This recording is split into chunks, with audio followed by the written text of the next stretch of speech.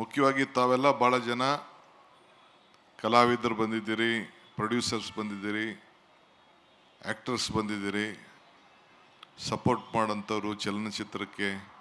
Stage ಮೇಲಿರೋರ್ಕಿಂತ ನಿಮಗೆ ಯಾರ್ಯಾರು ಇದಕ್ಕೆ ಪಾರ್ಟಿಸಿಪೇಟ್ ಮಾಡಿದ್ದೀರಿ ನಿಮ್ಮೆಲ್ಲರೂ ಕೂಡ ಸರ್ಕಾರದ ಪರವಾಗಿ ಅಭಿನಂದನೆ ಸಲ್ಲಿಸಲಿಕ್ಕೆ ನಾನು ಬಯಸ್ತಾ ಇದ್ದೇನೆ. And I would like to first thank all the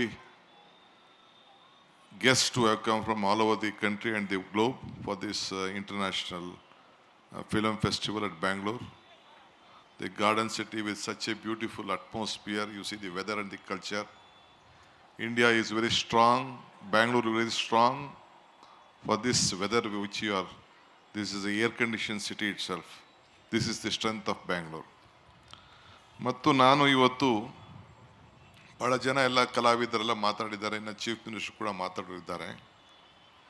ಉತ್ತಮ ಸಾಹಿತ್ಯ, ಸಂಗೀತ, ಸಿನಿಮಾ, ನಮ್ಮ ಸಂಸ್ಕೃತಿನೇ ನಮ್ಮ ದೇಶದ ಒಂದು ದೊಡ್ಡ ಆಸ್ತಿ. ಈ ಹಿನ್ನೆಲೆಯಲ್ಲಿ ಇವತ್ತೆಲ್ಲ ಚಿತ್ರರಂಗ ನಡೀತಾ ಇದೆ. ಸರ್ವೆ ನೋಡಿದ್ದೀನಿ ನಾನು ಇದ್ರ ಬಗ್ಗೆ. ಸುಮಾರು 18% ಪಾಪ್ಯುಲೇಷನ್ಗೆ ಎಂಪ್ಲಾಯ್ಮೆಂಟ್ ಕ್ರಿಯೇಟ್ ಮಾಡೋದು ನಮ್ಮ film industry. Direct indirect employment create ಮಾಡೋಂಥದ್ದು ಫಿಲಮ್ ಇಂಡಸ್ಟ್ರಿ. ನಾನೊಬ್ಬ ಎಕ್ಸಿಬಿಟರ್ ಆಗಿ ಬೆಳೆದವನು. ಇಂದಿರಾ ಗಾಂಧಿ ಹೆಸರಿನಲ್ಲಿ ಚಿತ್ರಮಂದಿರ ಇಟ್ಟಿದ್ದವನು. 4 ಚಿತ್ರಮಂದಿರ ಊರಲ್ಲಿತ್ತು, ಬಿಟ್ಬಿಟ್ಟೆ ಎಲ್ಲ ನಮ್ಮ ಟೂರಿಂಗ್ ಟ್ಯಾಕೀಸ್ಗಳು ಇಟ್ಕೊಂಡಿದ್ದೆ. ಈಗ 23 ಸ್ಕ್ರೀನ್ ಇದೆ. ಆ 23 ಸ್ಕ್ರೀನಲ್ಲಿ ಒಂದಿನನೂ ಕೂತ್ಕೊಂಡು ನೋಡೋಷ್ಟು ನನಗೆ ಭಾಗ್ಯ ಸಿಕ್ಕಲಿಲ್ಲ, ಟೈಮ್ ಸಿಕ್ಕಲಿಲ್ಲ. ಸೊ ಆದರೂ ಕೂಡ ನನಗೂ ಈ ಚಿತ್ರರಂಗಕ್ಕೂ, ನನಗಲ್ಲ ಬೇಕಾದಷ್ಟು ರಾಜಕಾರಣಿಗಳಿಗೂ ಚಿತ್ರರಂಗಕ್ಕೂ ಭಾಳ ನಂಟು. ಬೇಕಾದಷ್ಟು ಎಲ್ಲ ಮಕ್ಕಳುಗಳೆಲ್ಲ ಚಿತ್ರಮಂದಿರಕ್ಕೆ ಎಂಟ್ರಿ ಕೊಟ್ಬಿಟ್ಟು ಪ್ರಮೋಟ್ ಮಾಡಿಬಿಟ್ಟು ರಾಜಕೀಯಕ್ಕೆ ತರಕ್ಕೆ ಬೇಕಾದಷ್ಟು ಜನ ಪ್ರಯತ್ನ ಮಾಡಿದ್ದಾರೆ. ಕೆಲವು ಸಕ್ಸಸ್ ಆಗಿದ್ದಾರೆ, ಕೆಲವು ಫೇಲ್ ಆಗಿದ್ದಾರೆ. ನಮ್ಮ ರಾಜ್ಯವರಾದಂಥ ಜಯಲಲಿತಾ ಇರ್ಬೋದು, ರಜನಿಕಾಂತ್ ಇರ್ಬೋದು, ಇವರೆಲ್ಲ ಹೋಗಿ ಬೇರೆ ಬೇರೆ ರಾಜ್ಯದಲ್ಲಿ ಭಾಳ ಪ್ರಸಿದ್ಧವಾಗಿ ಬೆಳೆದಂಥವ್ರು. ರಾಜ್ಯ ನಾಯಕ, ರಾಷ್ಟ್ರ ನಾಯಕತ್ವ ಎಲ್ಲ ಚೀಫ್ ಮಿನಿಸ್ಟರ್ಗಳಾಗಿದ್ದೆಲ್ಲ NTR ಅಂಥವರೆಲ್ಲ ತಮಿಳ್ನಾಡಲ್ಲೆಲ್ಲ ನಾವೆಲ್ಲ ಗಮನಿಸಿದ್ದೇವೆ. ಸೊ ಅವ್ರು ಹೇಳ್ದಂಗೆ ಬ್ಯಾರಿಯರ್ ಇಲ್ಲ, ಯಾರು ಎಲ್ಲಿ ಬೇಕಾದ್ರೂ ಬೆಳಿಬೋದು, ಮಾಡ್ಬೋದು. ಸೊ ನೀವೆಲ್ಲ ಬಣ್ಣ ಹಾಕ್ಕೊಂಡು ನಾಟಕ ಮಾಡ್ತೀರಿ, ನಾವು ಬಣ್ಣ ಹಾಕ್ಕೊಳ್ದೆ ದಿನ ಸಿನಿಮಾ ಮಾಡ್ತಾಯಿದ್ದೀವಿ, ಬಣ್ಣ ಹಾಕ್ಕೊಳ್ಳದೆ ಸಿನಿಮಾ ಮಾಡ್ತಾಯಿದ್ದೀವಿ. ಬಟ್ ನನಗೆ ಈ ಫಿಲಮ್ ಇಂಡಸ್ಟ್ರಿ ಬಗ್ಗೆ ಭಾಳ ಕೋಪ ಬಂದುಬಿಟ್ಟಿದೆ, ನನಗೆ ಸಿಟ್ಟು ಬಂದುಬಿಟ್ಟಿದೆ. ಫಿಲಮ್ ಚೇಂಬರ್ ಆಫ್ ಕಾಮರ್ಸು, ಈ ಆ್ಯಕ್ಟ್ರುಗಳ ಬಗ್ಗೆ ನನಗೆ ಸಿಟ್ಟು. ನೋಡ್ತಾ ಇದ್ದಾನೆ ವೆಂಕಟೇಶು. ಯಾಕೆ ಅಂದರೆ ನಾವು ನಮ್ಮ ನೀರು ನಮ್ಮ ಹಕ್ಕು ಅಂತ ಪಾದಯಾತ್ರೆ ಮಾಡಿದೋ ಕಷ್ಟ ಕಾಲದಲ್ಲಿ ಬೆಂಗಳೂರಿಗೆ ನೀರಿಗೋಸ್ಕರ. ನಾನು ಸಿದ್ದರಾಮಯ್ಯನವರು ಎಲ್ಲ ಸೇರಿ 150 ಕಿಲೋಮೀಟರ್ ನಡೆದು. ಕೋವಿಡ್ ಸಂದರ್ಭ, ನಮ್ಮ ಸ್ವಂತಕ್ಕೆ ನಾವು ನಡೀಲಿಲ್ಲ, ಆದರೆ ರಾಜ್ಯದ ಹಿತಕ್ಕೆ ನಾವು ನಡೆದೋ. ಸಾಧು ಕೋಕಿಲ ಮತ್ತು ವಿಜಿ ಇಬ್ಬರು ಬಿಟ್ಟರೆ ಯಾರೂ ಪಾರ್ಟಿಸಿಪೇಟ್ ಮಾಡಲಿಲ್ಲ. ನೀವು ಅಸೋಸಿಯೇಷನವ್ರು ಬಂದಿರಿ, ನೀವು ಅಲ್ಲ, ನಾನು ಕಲಾವಿದರ ಪೈಕಿ ಕೇಳ್ತಾ ಇದ್ದೀನಿ. ನೀವೆಲ್ಲ ಮ್ಯಾನೇಜ್ಮೆಂಟವ್ರು ಕೆಲವ್ರು ಬಂದಿದ್ರಿ, ಚೇಂಬರ್ ಅವ್ರು, ನಾನೇ ಪರ್ಸನಲ್ ಆಗಿ ಬಂದು ಚೇಂಬರ್ ಕರೆದಿದ್ದೆ. ಸೊ ನನಗೆ ಈ ಆ್ಯಕ್ಟ್ರುಗಳು ಇವರೆಲ್ಲ ಕೆಲವರೆಲ್ಲ ಬಳಸ್ಕೊಳ್ತಾರೆ, ಆಮೇಲೆ ಬಿಸಾಕ್ತಾರೆ. ಸೊ ಹಂಗೆ ತಿಳ್ಕೊಳಕ್ಕೆ ಹೋಗ್ಬಿಡಿ. ಅದಿಷ್ಟಿಗೆ ನಮ್ಮ ಸರ್ಕಾರ ಬಂದ ತಕ್ಷಣ ಫಸ್ಟು ಸಾಧಕು ಗೆಲಾಗೆ ಅಧ್ಯಕ್ಷರು ಮಾಡಬೇಕು ಅಂತ ನಾನು ಚೀಫ್ ಮಿನಿಸ್ಟರ್ ಇಬ್ಬರು ಮಾತಾಡಿಕೊಂಡು ಅವ್ರಿಗೊಂದು ಅವಕಾಶವನ್ನು ಗುರುತಿಸ್ಬೇಕು. ನಮ್ಮ ಕಷ್ಟ ಕಾಲದಲ್ಲಿ ಯಾರು ನಿಂತ್ಕೊಂಡಿರ್ತಾರೆ ಅವ್ರು ನಾವು ಸಹಾಯ ಮಾಡಬೇಕು ಅಂತೇಳಿ ಇವತ್ತು ಅವ್ರಿಗೆ ನಾವು ಅಧ್ಯಕ್ಷರಾಗಿ ನಾವು ಮಾಡಿದ್ದೇವೆ. ಇದು ತಲೆಯಲ್ಲಿರಲಿ. ನಾವಿದನ್ನು ಗಮನಿಸೋದಿಲ್ಲ ಅಂತ ಯಾರೋ ತಿಳ್ಕೊಳಕ್ಕೆ ಹೋಗ್ಬೇಡಿ. ನಮಗೆ ಪ್ರತಿ ನಾಡಿ ಮಿಡ್ತ ಮೂಮೆಂಟು, ಯಾರ ಮೂಮೆಂಟ್ ಏನು, ಯಾರ ರಂಗ ಏನು ಎಲ್ಲ ಕೂಡ ನಮಗೆ ಅರಿವಿದೆ. ಸೊ ಜಸ್ಟ್ ನಾನು ಹಿತೈಷಿಯಾಗೂ ಹೇಳ್ತಾ ಇದ್ದೀನಿ, ನಾನು ಕೂಡ ಈ ಒಂದು ಫಿಲಮ್ ಫೀಲ್ಡ್ ಒಬ್ಬ ಎಕ್ಸಿಬಿಟ್ರ್, ನಾನು one of the big exhibitor. ನಾನು ಕೂಡ ಇದನ್ನು ನಾನು ಹೇಳ್ತಾ ಇದ್ದೀನಿ. ಗೌರ್ಮೆಂಟು ನೀವು ಏನು ಇವತ್ತು ಕಾರ್ಯಕ್ರಮ ಪಾಪ ಒಂದು 10 ಜನ ಮಾತ್ರ ನೀವು ಪ್ರಾಮಿನೆಂಟ್ ಅವ್ರು ಕಾಣ್ತಾ ಇದ್ದೀರಿ.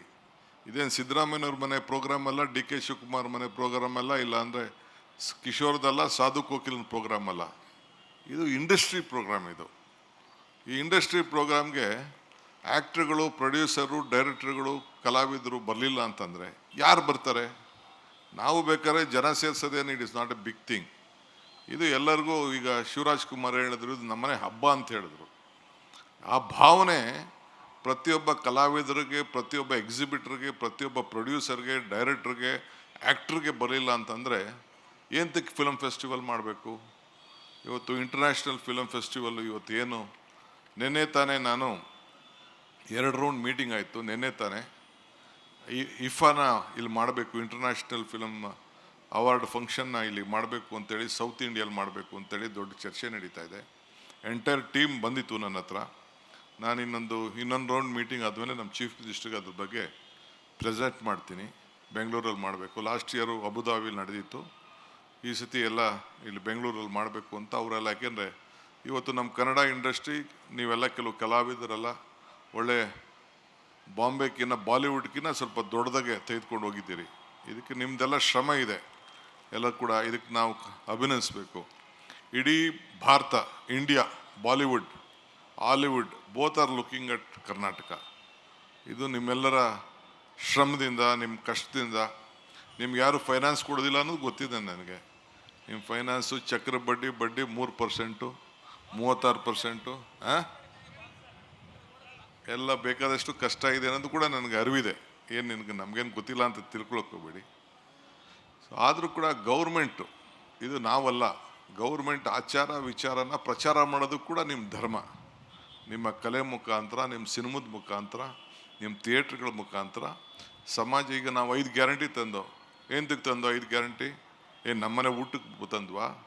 ಇಲ್ಲ ಒಂದು ಪಾರ್ಟಿಯವ್ರಿಗೋಸ್ಕರ ತಂದ್ವಾ? 56,000 ಕೋಟಿ ಕೊಟ್ಟಿದ್ದೀವಿ. 56,000 ಕೋಟಿ ಬಸ್ಸಲ್ಲಿ ಓಡಾಡೋಕ್ಕಿರ್ಬೋದು, ಕರೆಂಟ್ಗಿರ್ಬೋದು, ಪ್ರತಿಯೊಂದು ಕುಟುಂಬ ಇದಕ್ಕೆ ಶಕ್ತಿ ಸಿಗಲಿ ಅಂತೇಳಿ. ಯಾವುದೇ ಒಂದು ಮನೇಲಿ ಒಂದು ಟಿ ವಿ ಹಾಕ್ದವರು, ಈಗ ಟಿ ವಿಯವರು ಅಧ್ಯಕ್ಷರು, ಈ ಟಿ ವಿಯವರು ಮುಖ್ಯಸ್ಥರು ಬಂದಿದ್ದಾರೆ. ಒಂದು 3-4 ಟಿ ವಿಯವರು ಇಲ್ಲಿ ನೋಡ್ತಾ ಇದ್ದೀನಿ ನಾನು. ಅವ್ರಿಗೂ ಒಂದು ದೊಡ್ಡ ಇಲ್ಲಿ TRPಗೆ ಭಾಳ ನಿಮ್ಮ ಸಿನಿಮಾಗಳು ಭಾಳ ಮುಖ್ಯ, ಕಲೆ ಭಾಳ ಮುಖ್ಯ. ಗಂಟೆಯಲ್ಲಿ ಅಟ್ಲೀಸ್ಟ್ 2 ಗಂಟೆ ಆದರೂ ಕೂಡ ಜನ ಟಿ ವಿ ಮುಂದೆ ಕೂತಿರ್ತಾರೆ. ನೀವೇನು ಪ್ರದರ್ಶನ ಮಾಡ್ತೀರಿ, ನೀವೇನು ತಯಾರು ಮಾಡ್ತೀರಿ, ಥಿಯೇಟ್ರಲ್ಲಿ ನೋಡೋಕ್ಕಾಗಲಿಲ್ಲ, ಟಿ ವಿಲಾರು ನೋಡ್ತಾ ಇದ್ದಾರೆ. ಈಗ ಲಾಸ್ಟ್ 7-8 ಮಂತ್ಸಿಂದ ಎಲ್ಲ ಥಿಯೇಟ್ರ್ಗಳಲ್ಲಿ ಈಗ PVR ಅವರು ಬಾಡಿಗೆನೇ ಕೊಟ್ಟಿಲ್ಲ. ಬಾಡಿಗೆಗೆ ಲಾಸ್ ಆಗ್ತಾಯಿದೆ, ಒಳ್ಳೆ ಸಿನಿಮಾಗಳು ಬರ್ತಾಯಿಲ್ಲ ಅಂತೇಳಿ. ಸೊ ಅದಕ್ಕೆ ಮುಖ್ಯಮಂತ್ರಿಗಳು ಮೈಸೂರಿನಲ್ಲಿ ಒಂದು ದೊಡ್ಡ, ಈಗೇನು 1 ಗಂಟೆ 1-1/4 ಗಂಟೆಗೆ ಮೈಸೂರಿಗೆ ಹೋಗ್ಬೋದು, ಒಳ್ಳೆ ಜಾಗವನ್ನು ಕೂಡ ಮಾಡಿ ಒಂದೊಳ್ಳೆ ಸಿಟಿ ಮಾಡಬೇಕು ಅಂತೇಳಿ ಅಲ್ಲಿ ಈಗಾಗಲೇ ಅವರ ಸಂಕಲ್ಪ ಇದೆ. ಬಹುಶಃ ಈ ಬಜೆಟ್ ಆದಮೇಲೆ ಒಂದು ಪ್ಲ್ಯಾನ್ ಸಬ್ಮಿಟ್ ಆಗಿತ್ತು. ಆ ಪ್ಲ್ಯಾನು ಸರಿ ಇಲ್ಲ ಅಂಥೇಳಿ ಅವರೇ ಅದಕ್ಕೆ ರಿಜೆಕ್ಟ್ ಮಾಡಿದ್ದಾರೆ. ಒಂದು ಕೂತ್ಕೊಂಡು ಅನೇಕರ ಹತ್ರ ಚರ್ಚೆ ಮಾಡಿ ಒಂದು ಅಂತಾರಾಷ್ಟ್ರೀಯ ಮಟ್ಟದ ಒಂದು ದೊಡ್ಡ ಫಿಲಮ್ ಸಿಟಿ ಮಾಡಬೇಕು ಅನ್ನೋದು ಅವರ ಸಂಕಲ್ಪ ಇದೆ. ಅದು ಕೂಡ ಮಾಡಲಿಕ್ಕೆ ಇವತ್ತು ಎಲ್ಲ ಹೊರಟಿದ್ದಾರೆ. ತಮ್ಗೆ ನಾವು ಕೇಳೋದಿಷ್ಟೇ, ಹಿಂದೆ ಕೂಡ ಭಾಳ ದೊಡ್ಡ ಕಲಾವಿದರೆಲ್ಲ ನಮ್ಮ ರಾಜ್ಯದಲ್ಲಿ ಬೆಳೆದು ಹೋಗಿದ್ದಾರೆ. ಮುಂದಕ್ಕೂ ಕೂಡ ಯಂಗ್ಸ್ಟರ್ಸ್ಗೆಲ್ಲ ಬೇಕಾದಷ್ಟು ಅವಕಾಶ ಇದೆ, ಸ್ಕೋಪು, ಲ್ಯಾಂಗ್ವೇಜು ಎಲ್ಲ ಇದ್ದ. ಹಿಂದೆ ರಾಮನಗರದಲ್ಲಿ ಶೋಲೆ ನಡೆಸಿದಾಗ ಯಾರ್ದು ಸಾಧ್ಯನಾ ಇಂಥದ್ದೆಲ್ಲ ಅಂತ ಕೂಡ ಹಿಂದೆ 40-50 ವರ್ಷದಿಂದ ಮಾತಾಡ್ತಿದ್ರು. ಹಿಂಗೆಲ್ಲ ಇವತ್ತು ಕೂಡ ನಮ್ಮ ಕರ್ನಾಟಕ ರಾಜ್ಯದಲ್ಲಿರೋಂಥ ಸಿರಿ ಸಂಪತ್ತೇನಿದೆ, ಇಲ್ಲಿರೋಂಥ ಮಲೆನಾಡು ಪ್ರದೇಶ ಏನಿದೆ, ಚಿಕ್ಕಮಗಳೂರು ಇರ್ಬೋದು, ಕೂರ್ಗ್ ಇರ್ಬೋದು, ನಮ್ಮ ಸೀಶೋರ್ ಇರ್ಬೋದು, ಏನು ಕೋಸ್ಟಲ್ ಬೆಲ್ಟ್ ಇರ್ಬೋದು, ಇಲ್ಲ ಉತ್ತರ ಕರ್ನಾಟಕದಲ್ಲಿರೋಂಥ ಗೋಲ್ಗುಂಬಸ್ ಇರ್ಬೋದು, ಬೇರೆ ಬೇರೆ ವಿಜಯನಗರದ ಎಂಪೈರಲ್ಲಿರೋಂಥ ಸ್ಥಾನಗಳು, ಎಂತೆಂಥ ಚಿತ್ರವನ್ನು ನೋಡೋಂಥ ತೋರಿಸೋವಂಥ ಒಂದು ದೊಡ್ಡ ಅವಕಾಶ ಇದೆ. ಆ ಹಿನ್ನೆಲೆಯಲ್ಲೇ ಮುಖ್ಯಮಂತ್ರಿಗಳು ಈ ರಾಜ್ಯ ಸರ್ವ ಜನಾಂಗದ ಶಾಂತಿಯ ತೋಟ ಅನ್ನೋ ಥೀಮನ್ನು ಇಡೀ ದೇಶಕ್ಕೆ ಒಂದು ಕಳಿಸ್ಬೇಕು ಅನ್ನೋ ದೃಷ್ಟಿಯಿಂದ ಇವತ್ತು ಆಯ್ಕೆ ಮಾಡಿ ಕಳಿಸಿದ್ದಾರೆ. ನಿಮಗೆಲ್ಲ ಶುಭವಾಗಲಿ. ಅಟ್ಲೀಸ್ಟ್ ಮುಂದಕ್ಕಾದ್ರೂ ಕೂಡ ಇಂಥ ಕಾರ್ಯಕ್ರಮಕ್ಕೆ ಫಿಲಮ್ ಚೇಂಬರ್ ಅವರು, ಅಕಾಡೆಮಿಯವರು, ಅವ್ರಿಗೆಲ್ಲ ಸ್ವಲ್ಪ ನಂದು ವಾರ್ನಿಂಗ್ ಅಂತಾರಲ್ಲಿ, ರಿಕ್ವೆಸ್ಟ್ ಅಂತ ಇರಲಿ. It is not my programme, ನನ್ನ ಕಾರ್ಯಕ್ರಮ ಅಲ್ಲ ಇದು, ನಿಮ್ಮ ಕಾರ್ಯಕ್ರಮ. ಹೇಮಾ ಚೌಧರಿ ಪಾಪ ಅವ್ರು ಬಂದು ಕೂತಿದ್ದಾರೆ. ಅವ್ರ ಏಕೆಂದರೆ ಬರೀ ಒಂದು 25 ಜನಕ್ಕೆ ಸಿನಿಮಾ ಬೇಕಾಗಿರೋದು.